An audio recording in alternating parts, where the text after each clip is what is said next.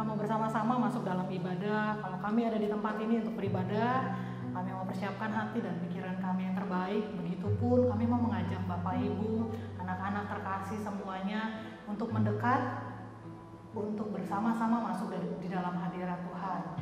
Persiapkan hatimu, persiapkan matamu, persiapkan telingamu, sehingga melalui media apapun engkau mendengar, engkau mengikuti ibadah ini, dan biar hadirat Tuhan juga boleh menjamah. Dan persiapkan terlebih lagi untuk kebenaran firman Tuhan yang akan disampaikan oleh hambanya siang hari ini. Mari Bapak Ibu, kita siapkan hati kita, biar segala yang kita kerjakan kita tanggalkan, karena saat ini waktunya kita bersekutu, waktunya kita bersama-sama berseru kepada Tuhan, dan waktunya kita bersama-sama bertemu dengan Tuhan kita, Allah yang luar biasa.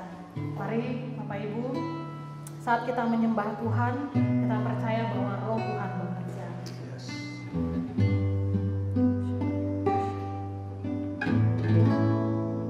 Kita sama-sama katakan, saat ku menyembahmu, Roh-Mu bekerja. Saat ku memujimu, Kau berkata di atas pujian. saat ku menyembah, Saat ku menyembahmu, Roh-Mu bekerja. Saat ku memujimu, Kau berkata di atas pujian.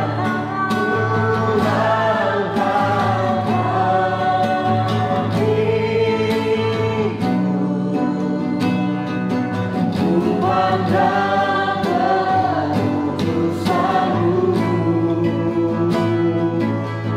satu sembah, puji-Mu, ku rasakan kehadiran-Mu Tuhan. saat ku menyembah, Saat ku menyembahmu, Roh-Mu bekerja. Saat ku memujimu,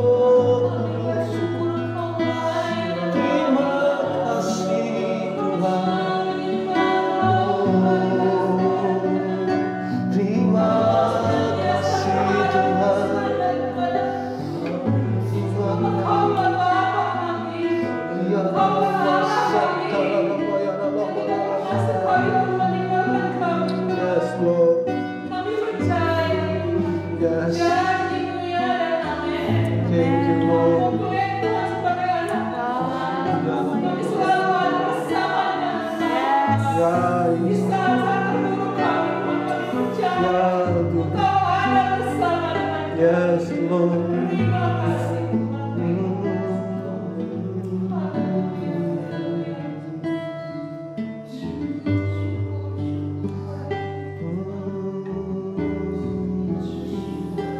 Mari sama-sama katakan, aku punya Allah yang besar. Ku punya Tuhan yang besar, yang tak berjanji tak sanggup menggenapi imanku bersepakat percaya kuasa-Mu. Ku terima sekarang kemenangan dari aku punya Tuhan yang besar, yang tak berjanji dan sanggup menggenapi imanku bersepakat percaya kuasa-Nya.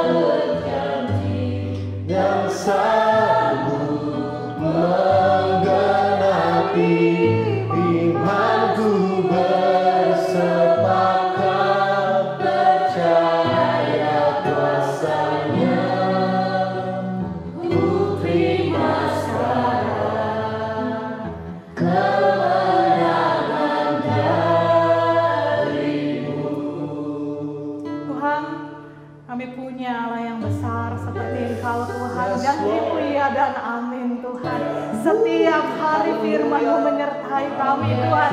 Jangan takut dan kami pegang firman-Mu Tuhan. Kami pegang janji-Mu Tuhan, bahwa di saat ini Tuhan lebih Tuhan, bukan sekedar Tuhan sembuh, bukan sekedar terbebas dari penyakit, bukan sekedar terbebas dari ekonomi, tapi lebih lagi Tuhan, keselamatan daripada Tuhan. Itu yang kami minta daripada Tuhan, sebab Engkau yang berjanji Tuhan. Engkau menjadikan kami Tuhan anak-anak yang lebih dari pemenang Tuhan. Engkau menjanjikan kepada kami Tuhan, yang setiap takut akan Tuhan akan dijadikan alat-Mu Tuhan bagi pelebaran kerajaan Allah. Tuhan, biar keselamatan itu turun Tuhan atas hidup kami, dan melalui hidup kami Tuhan ada banyak orang di sekitar kami mengalami keselamatan, mengalami juru selamat, mengenal Tuhan Yesus. Ini hari-hari di mana Tuhan kami mau berserah kepada Tuhan. Ini hari-hari di mana Tuhan kami mau dipakai lebih lagi Tuhan oleh Tuhan Yesus. Terima kasih Tuhan untuk damai sejahtera, untuk sukacita yang boleh kami alami. Tidak berhenti sampai hidup kami, namun Tuhan biar itu boleh terus mengalir Tuhan kepada orang-orang yang ada di sekitar kami, kepada gereja-gereja Tuhan yang menyaksikan. Mereka boleh terus berdoa, mereka boleh terus mendengar firman Tuhan, mereka boleh terus menyatakan bahwa Tuhan adalah Allah yang besar, yang akan menepati janji-Mu Tuhan kepada setiap mereka Tuhan Yesus. Terima kasih untuk persekutuan bersama di dalam Tuhan. Terima kasih Tuhan untuk setiap keadaan. Kami mau menerima yang baik, kami pun mau menerima yang tidak baik daripada Tuhan seizinnya Tuhan. Sebab janji Tuhan bagi kami iya dan amin. Perlindungan penjagaan Tuhan bagi seluruh jemaat Tuhan dimanapun mereka berada, ada Tuhan digenapi di dalam hidup kami. Tuhan Yesus, di hari-hari ini Tuhan kami mau lebih lagi Tuhan menyembah Tuhan. Kami mau lebih lagi memuji Tuhan. Kami mau lebih lagi Tuhan memperkatakan firman Tuhan. Oleh karena itu Tuhan, beracaralah Tuhan di dalam ibadah kami. Segala media yang kami pakai diberkati Tuhan, untuk boleh menyampaikan Tuhan, untuk boleh dipakai untuk menjamah mereka yang sedang lesu, mereka yang sedang letih, mereka yang hilang pengharapan Tuhan. Kami berdoa di dalam nama Tuhan Yesus, ada pengharapan, ada janji Tuhan, iya dan amin terjadi di dalam hidup setiap anak Tuhan. Ini doa kami Tuhan, biar kuasa Roh Kudus memenuhi kami. Kami buka ibadah ini di dalam nama Tuhan yang besar, nama Tuhan Juru Selamat kami, Yesus Kristus. Haleluya, sama-sama kita katakan amin. Dan semua yang menyaksikan, untuk sama-sama menikmati, untuk sama-sama berkata bahwa anugerah Tuhan begitu besar bagi hidup kita, untuk sama-sama memperkatakan lagu ini. Dengan hati bersyukur masuk di hadirat. Mari Bapak Ibu, anak-anak semuanya, kita sama-sama yang bisa mendekat dan kita sama-sama tepuk tangan ya. Haleluya. Dengan hati bersyukur.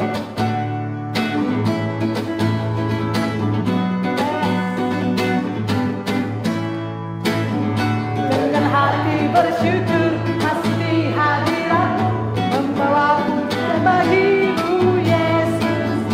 Ku memandang wajah-Mu sambil menceritakan kasih-Mu.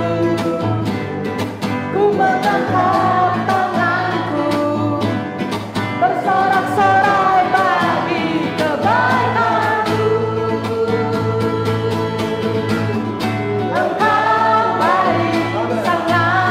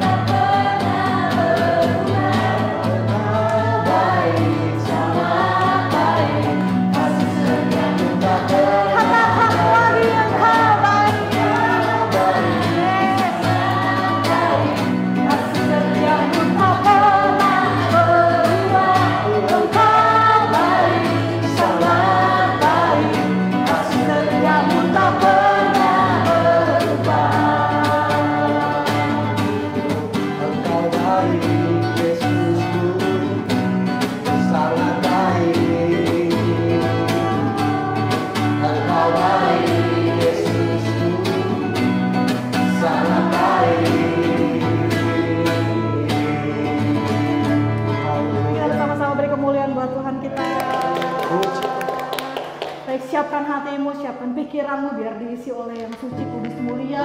Biar firman Tuhan itu memenuhi pikiran kita. Mari kita sama-sama sambut dengan antusias, dengan penuh percaya bahwa perkataan Tuhan adalah yang terbaik bagi kita. Biar firman itu ditabur di dalam setiap hati pikiran kita. Tuhan, kami bersyukur dan tiba saatnya Engkau berbicara. Tiba saatnya Tuhan Engkau berbicara pribadi lepas pribadi. Kami rindu Tuhan, biar suara-Mu itu kami dengar melalui sharing firman Tuhan. Siang hari ini kami rindu lagi Tuhan, bahwa firman-Mu, bahwa perkataan-Mu yang menjadikan hidup kami sampai dengan saat ini. Setiap perkataan-perkataan Tuhan yang tidak benar, setiap perkataan-perkataan yang menggoyahkan iman kami, setiap perkataan-perkataan Tuhan yang merebut sukacita dan damai sejahtera kami mau patahkan di dalam nama Tuhan Yesus. Digantikan oleh perkataan firman Tuhan yang siang hari ini kami dengar. Tuhan memberkati setiap kami yang siap untuk mendengar firman Tuhan. Ini telinga kami, ini mulut kami, ini hati kami Tuhan. Biar kami mengerti, biar kami terus Tuhan dibangun. Dan biar Roh Kudus yang menolong kami, membuat kami mengerti bahwa segala sesuatu yang terjadi adalah untuk kebaikan kami. Terima kasih Tuhan. Kau telah buktikan cinta-Mu padaku. Kau membayarku dengan hidup-Mu. Ku bersyukur yang ada padamu. Semuanya milik-Mu.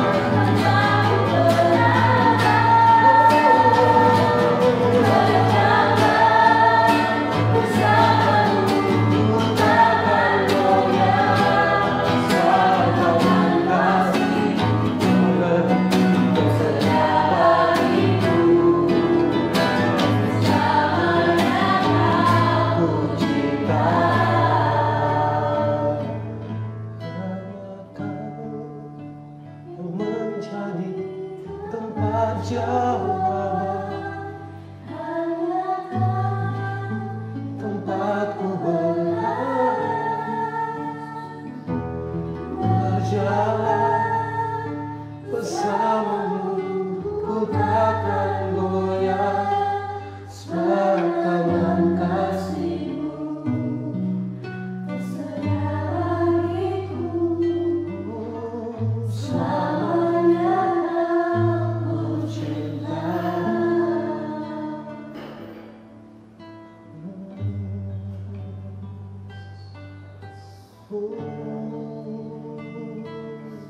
Hanya Kau Tuhan,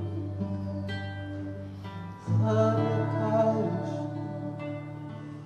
hanya Kau Tuhan.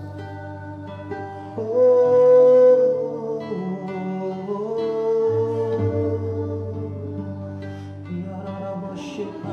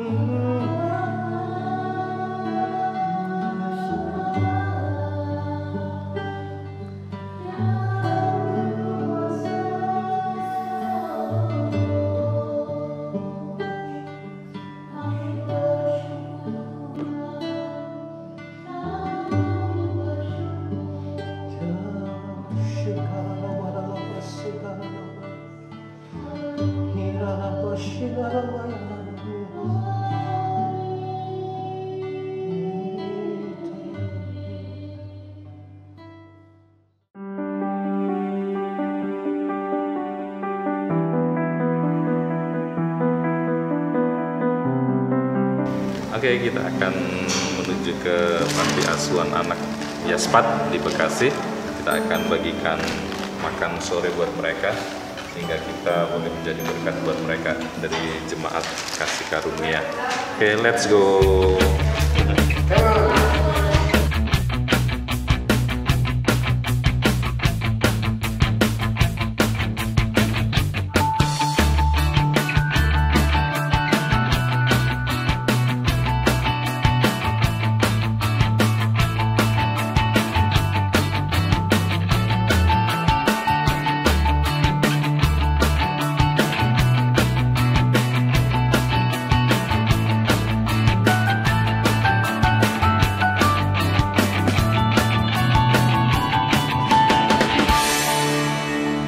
Pelayanan ini berjalan kan sebenarnya papa saya itu ex narapidana.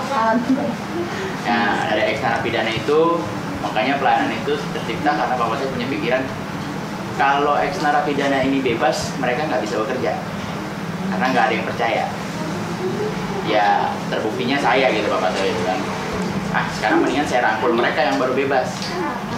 Kita layani, kita bimbing, kalau udah dibimbing, ya udah mereka hak mereka, tanggung jawab saya selesai. Lama-kelamaan menambah sampai ke anak-anak.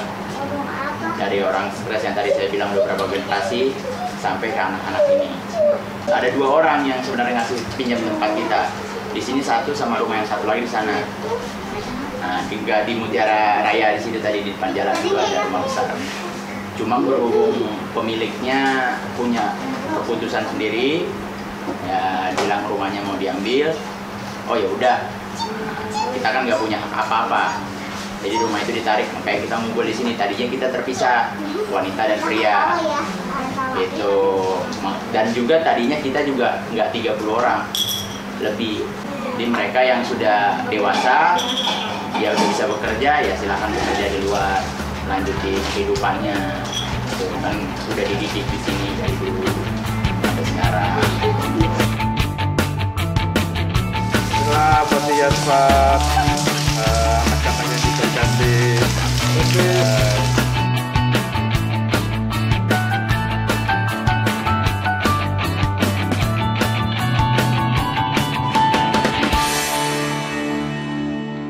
Shalom saudara, saya percaya semua kita ada dalam kendali dan pertolongan Tuhan. Dan kembali lagi kita akan merenungkan kebenaran firman Tuhan untuk menambah pemahaman kita, untuk kita lebih mengenal siapa yang kita sembah, ya, yaitu Yesus Kristus Tuhan dan Raja kita. Mari sama-sama kita akan berdoa. Kita tundukkan kepala, kita berdoa. Kami mengucap syukur buat semua hal yang Tuhan boleh kerjakan. Bahkan dalam kesempatan yang baik pula ini, kami kembali datang di hadirat Tuhan. Kami membawa segenap hidup dan membawa hati kami di hadapan Tuhan. Mari Bapa, Engkau yang menyelidiki setiap kehidupan kami dan tahu akan setiap kebutuhan kami. Kami butuh kebenaran-Mu, Engkau bicara buat kami supaya firman-Mu yang kami akan terima itu akan menjadi kekuatan buat kami untuk kami terus menjadi pribadi-pribadi yang terus menyembah Engkau di dalam roh dan kebenaran. Ini hidup kami Tuhan, kami siapkan hati kami, menyiapkan tempat yang terbaik untuk ditaburi lewat kebenaran firman Tuhan. Di dalam nama Tuhan Yesus kami berdoa dan siap menyambut firman Tuhan. Haleluya, amin. Ya saudara, saya percaya kehidupan kita semua ada dalam kontrol Tuhan. Lepas hari kita lewati, ada begitu banyak rintangan, ada begitu banyak tantangan yang terjadi. Tapi satu hal, kalau saudara bisa berdiri sampai hari ini, saudara adalah orang-orang pemenang. Yang setuju katakan amin. Dan kesempatan ini kita mau sama-sama merenungkan kebenaran firman Tuhan supaya kita lebih kuat di masa-masa situasi goncangan-goncangan yang terjadi hari-hari ini, yang menerpa kehidupan bangsa-bangsa, menerpa kehidupan negeri kita, menerpa kehidupan kota kita, dan ini berimbas kepada penghidupan kita masing-masing, berimbas kepada kehidupan kita pribadi lepas pribadi. Dan saya mau katakan, terlepas dari semua situasi yang terjadi, terlepas dengan semua keadaan yang sementara mengintimidasi, sementara menekan kita, saya mau katakan jangan pernah menyerah untuk terus datang di hadapan Tuhan. Jangan pernah menyerah untuk tetap mengandalkan Tuhan, karena percaya Tuhan ada bersama dengan kita dan pertolongannya tidak akan pernah terlambat atas kehidupan kita. Mari kita akan merenungkan kebenaran firman Tuhan yang terambil di dalam Markus pasal yang keempat, ayat 35 sampai ayat yang ke-41. Markus pasal yang keempat ayat yang ke-35 sampai ayat yang ke-41. Ya, ini satu kisah kebenaran firman Tuhan yang tidak lazim, di mana Tuhan pernah melakukan hal yang sangat spektakuler di Danau Genesaret atau di Danau Galilea yang kita kenal dengan Danau Galilea. Mari kita akan baca kebenaran firman Tuhan ini. Saudara yang punya Alkitab, punya handphone suci, boleh buka bersama-sama dan kita baca firman Tuhan ini. Ya, angin ribut diredakan. Ayat 35 mulai. Pada hari itu, waktu hari sudah petang, Yesus berkata kepada mereka, marilah kita bertolak ke seberang. Meninggalkan orang banyak itu lalu bertolak dan membawa Yesus berserta dengan mereka dalam perahu di mana Yesus telah duduk, dan perahu-perahu yang lain juga menyertai dia. Ayat 37, lalu mengamuklah taufan yang sangat dahsyat dan ombak menyebur masuk ke dalam perahu sehingga perahu itu mulai penuh dengan air. Ayat 38, pada waktu itu Yesus sedang tidur di buritan di sebuah tilam, maka murid-muridnya membangunkan dia dan berkata kepadanya, Guru, engkau tidak peduli kalau kita binasa. Ayat 39, ia pun bangun menghardik angin itu dan berkata kepada danau itu, diam, tenanglah. Lalu angin itu reda dan danau itu menjadi teduh sekali. Ayat yang ke-40, lalu ia berkata kepada mereka, mengapakah kamu begitu takut? Mengapakah kamu tidak percaya? Ayat yang ke-41, mereka menjadi sangat takut dan berkata seorang kepada yang lain, siapa gerangan orang ini sehingga angin dan danau pun taat kepadanya. Luar biasa kebenaran firman Tuhan. Hal yang pernah Tuhan lakukan 2000 tahun lalu, di mana Yesus pernah menghardik danau atau menghardik badai yang begitu besar yang menerpa kapal mereka dalam perjalanan, dalam penginjilan mereka bersama. Dan saudara, saya tahu bahwa kisah ini adalah kisah yang banyak menginspirasi banyak orang-orang percaya, banyak menginspirasi gereja Tuhan hari ini, karena apa yang Tuhan pernah lakukan 2000 tahun yang lalu, dia pernah menenangkan badai, bahkan dia pernah melakukan hal-hal yang sangat spektakuler, menyembuhkan orang sakit, membangkitkan orang mati. Kuasa yang sama itu selalu ada sampai saat ini. Kuasa yang sama itu tidak pernah berubah karena dia hidup, dan kuasa yang sama itu menyertai saya dan saudara, orang-orang yang selalu bersandar dan berharap kepada Tuhan. Dan saudara, pertanyaannya adalah bagaimana kita bisa mengalami kuasa yang sangat luar biasa itu? Bagaimana kita bisa bisa melihat supaya dampak dari kehebatan Tuhan bisa terjadi dalam setiap langkah-langkah hidup. Karena kenyataannya kita hidup di dalam zaman yang serba sulit dan terlalu banyak tekanan demi tekanan yang terjadi dalam hidup. Kita hidup di masa di mana ya serba sulit sudah. Apalagi kita hari-hari ini sementara diterpa dengan wabah, sakit penyakit atau virus wabah COVID-19 itu yang sementara mengintimidasi bahkan menerpa banyak orang, sehingga ada banyak orang yang berpulang, ada banyak orang yang meninggal, ada banyak yang orang-orang yang harus diisolasi dan tidak bisa berbuat apa-apa. Dan imbas yang terjadi lebih besar lagi menekan ekonomi bangsa-bangsa, bahkan sampai detik ini negeri kita mengalami tekanan yang begitu luar biasa. Tapi satu hal saya mau katakan, gereja seharusnya harus ada tindakan yang lebih supaya lewat segala situasi yang terjadi, gereja itu harus keluar dari zona tekanan. Gereja harus keluar dari segala intimidasi-intimidasi yang terjadi. Karena Satan selalu memanfaatkan situasi ini terjadi untuk menekan gereja Tuhan. Tapi satu hal, persoalan yang Tuhan izinkan bagi gereja, melatih gereja, mempertajam gereja untuk memahami setiap kehendak Tuhan. Dan hari ini kita akan belajar bagaimana supaya kita bisa keluar dari tekanan hidup. Ya, saya percaya kita semua mau keluar dari zona tekanan itu, saudara. Karena tidak mau berlama-lama dengan tekanan. Yang namanya tertekan itu stres, saudara. Yang namanya tertekan itu tidak mengenakan dalam diri kita. Ya, ditekan dengan segala situasi. Bahkan mungkin ditekan dengan keadaan ekonomi, keadaan yang menghimpit, sakit, penyakit, bahkan masalah-masalah keluarga itu menerpa kehidupan kita. Itu dan hal yang sangat tidak mengenakan dalam hidup kita. Saya mau katakan hari ini, lewat kebenaran firman Tuhan yang engkau dengar, mari mulai engkau ambil tindakan yang tepat untuk datang di hadirat Tuhan. Ya, hampiri Tuhan karena ada hal-hal yang besar yang akan Tuhan nyatakan dalam hidupmu. Karena itu mari saudara, lewat kebenaran firman Tuhan ada berapa hal yang kita akan pelajari dari kebenaran firman Tuhan. Mungkin saudara sudah banyak kali dengar tentang seri khotbah yang saudara dengar lewat kebenaran firman Tuhan yang terambil di dalam Markus pasal 4 ini, ayat 35 sampai 41, saudara. Ada banyak seri khotbah yang mungkin saudara, tapi satu hal, ada 2 poin penting yang ingin saya bahas kepada saudara, bagaimana menjadi gereja yang bisa keluar dari tekanan hidup. Ya, saudara, apa yang membuat orang tertekan hari-hari ini, saudara? Apa yang membuat gereja itu menjadi tertekan atau gereja terkepung dan gereja tidak bisa berbuat apa-apa? Ya, ada 2 hal, saudara, ya, yang membuat orang terkepung dan tidak bisa melakukan apa-apa, ya, dan tidak bisa mengambil keputusan yang hebat dan bisa keluar dari zona itu. Ada 2 hal. Yang pertama yang membuat orang terkepung adalah karena kebutuhan. Hari-hari ini banyak orang dikepung dengan kebutuhan. Ya, oke lah kalau dia dikebutuhan dengan kebutuhan finansial untuk makan dan minum. Ya, banyak orang mengalami hal itu. Tapi kalau kita ditekan dengan atau dikepung dengan segala kebutuhan untuk dihargai, atau kebutuhan untuk dihormati dengan segala macam, saudara. Wah, itu saudara, hati-hati saudara.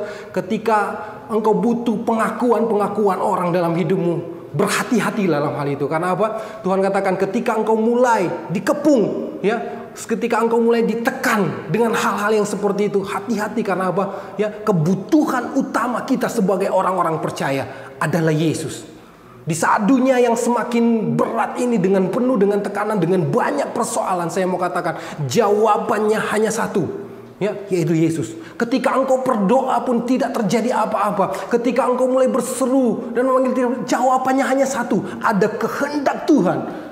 Ada rahasia Tuhan, ada satu maksud Tuhan di balik dari semuanya itu. Yang sekarang saya mau katakan, mari gereja dekatkan diri kepada Tuhan. Karena tujuan utama dari setiap badai kehidupan yang Tuhan izinkan, supaya gereja itu merendahkan hati dan mengandalkan Tuhan. Ini tujuan utama, ya. Ketika kita tidak bisa berbuat apa, sengaja Tuhan bawa kita dalam zona-zona yang saudara, zona-zona yang berat dalam hidup, seakan-akan tidak ada jalan. Bahkan Tuhan sepertinya mengkondisikan kita di dalam satu kebuntuan, ya. Kita nggak bisa melihat jalan keluar. Satu hal saya mau katakan, Tuhan sedang mengajarkan kita untuk menyerah kepada kehendak Tuhan, ya. Tuhan mengizinkan kepungan-kepungan terjadi supaya kita belajar untuk menyerah di hadapan Tuhan. Betapa indahnya ketika hidup kita sebagai gereja Tuhan menyerah dalam kedaulatan Tuhan. Karena ini yang terpenting. Jangan biarkan hidupmu dikepung oleh kebutuhan-kebutuhan untuk dihargai, kebutuhan untuk disanjung oleh orang. Jangan biarkan, karena itu hal-hal yang bersifat kedagingan. Atau saudara, ada hal yang lain itu yang membuat orang terkepung adalah karena apa, saudara? Karena dia pingin untuk lebih dan lebih. Ambisi-ambisi kedagingannya terlalu tinggi, saudara. Ya, ada kebutuhan daging yang dia mau penuhi. Yang Tuhan mau katakan bahwa kalau engkau ingin keluar dari zona ini, zona tekanan hidup, ya, masalah hidup yang menekan hidupmu, engkau harus tanggalkan setiap kebutuhan dagingmu, setiap hal yang dibutuhkan oleh dagingmu, engkau harus sempaskan dan belajar menundukkan diri kepada kehendak Tuhan. Saudara, saya mau katakan, terkadang gereja Tuhan harus dikondisikan seperti ini, sama seperti kisah murid-murid dalam perjalanan mereka. Ya, saudara tahu bahwa perjalanan mereka bukan perjalanan yang tanpa tujuan. Ya, Yesus yang menyuruh mereka untuk bertolak ke seberang, berarti ada satu tujuan ilahi di dalamnya. Dan terkadang kita sebagai gereja Tuhan dikondisikan seperti ini. Tuhan udah suruh untuk kita bergerak dalam areanya Tuhan, dalam kehendak Tuhan. Tapi ada saja badai, ada saja persoalan yang terjadi. Karena dalam perjalanan kehidupan, ya, sudah hal yang pasti, yang masalahnya goncangan dan badai itu akan terjadi dalam kehidupan kita. Dan permasalahannya ada kepada kesiapan kita. Dan gereja harus bersiap dalam segala situasi. Artinya kita bisa siap dengan segala situasi asalkan kita terhubung dengan Tuhan. Asalkan kita berjalan terus bersama Tuhan. Menjaga kehidupan kita untuk tetap bersama dengan Tuhan. Dan saudara, saya mau katakan bahwa ada garis besar yang paling penting di sini adalah kita harus benar-benar ada di areanya Tuhan. Sekalipun ada banyak goncangan yang terjadi, ada banyak persoalan yang terjadi dalam kehidupan kita, ya, yang utamanya, yang terutama dalam hidup, engkau harus ada di areanya Tuhan. Ya. Saudara tahu bahwa perjalanan murid-murid ini mereka disuruh oleh Tuhan dalam satu tujuan ilahi untuk penginjilan, untuk menyatakan kemuliaan Tuhan, dalam pergerakan Tuhan. Tapi di tengah perjalanan ada tafan yang besar menerpa kapal mereka, saudara. Artinya kita tidak bisa menolak badai kehidupan itu terjadi sekalipun kita ada di jalur Tuhan. Tapi jaminannya orang yang berjalan bersama Tuhan, sekalipun ada badai, kita akan bisa melaluinya karena ada Tuhan beserta dengan kita. Yang setuju katakan amin. Kita belajar dari kisah ini, ya. Jangan pernah keluar dari areanya Tuhan. Jangan pernah keluar dari areanya Tuhan. Ya, karena apa, saudara? Engkau keluar pun dari area Tuhan bukan berarti engkau tidak akan ada badai di luar sana. Wow, ada terlalu banyak badai di luar sana. Berjalan bersama Tuhan juga ada badai. Tapi satu hal yang sangat luar biasa kalau engkau berjalan bersama Tuhan, ada kemenangan. Bahkan Tuhan bilang apa? Engkau akan menang, bahkan lebih daripada menang, lebih daripada pemenang, kata Tuhan. Ya, gereja Tuhan dijadikan lebih daripada pemenang. Karena apa? Tuhan melakukan lebih, bukan kita yang berperang, Tuhan yang melakukan. Karena itu belajar menundukkan diri untuk tetap ada di areanya Tuhan. Ya, kebenaran firman itu sekalipun sulit, ya, sekali mungkin engkau lelah, ya, ketika Tuhan suruh engkau tetap harus berjalan dalam kehendak Tuhan, lakukanlah itu dengan segenap hati. Dan yang terakhir, saudara, saya mau katakan adalah posisikan dirimu sebagai pribadi yang benar-benar ada dalam kehendak Tuhan. Ya, artinya sebenarnya lebih spesifik seperti ini. Artinya Tuhan itu ada dalam porsi yang utama dalam hidup. Ya, kita memposisikan Tuhan itu ada, ya, di dalam hati kita menjadi Tuhan yang berdaulat sepenuhnya, yang memegang otoritas penuh dalam kehidupan kita.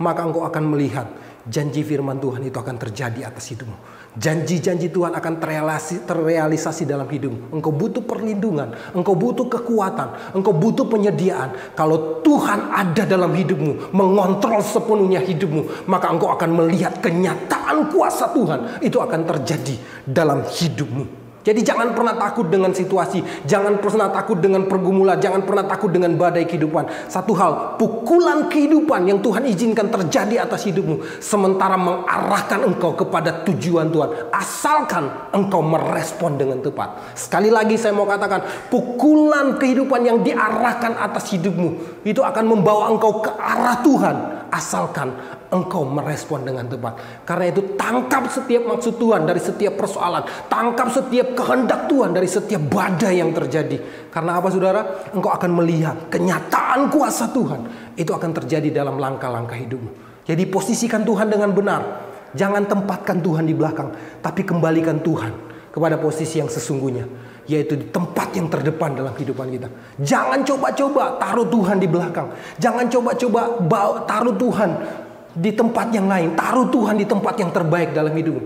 Terkadang ketika gereja melalaikan ini, kalau gereja mulai menempatkan Tuhan di posisi yang terbelakang, terkadang ya Tuhan harus kirim badai. Terkadang Tuhan harus tega mengirim badai kehidupan terjadi dalam hidup. Untuk apa saudara? Supaya bisa mengembalikan Tuhan kepada posisi yang sesungguhnya. Karena itu jangan tunggu badai kehidupan untuk engkau bisa mengembalikan Tuhan kepada posisi yang sesungguhnya. Saat ini ketika engkau dengar firman Tuhan, mari kembali bertobat di hadapan Tuhan, mengakui segala hal, dan biarkan Tuhan untuk memegang kendali hidupmu seutuhnya.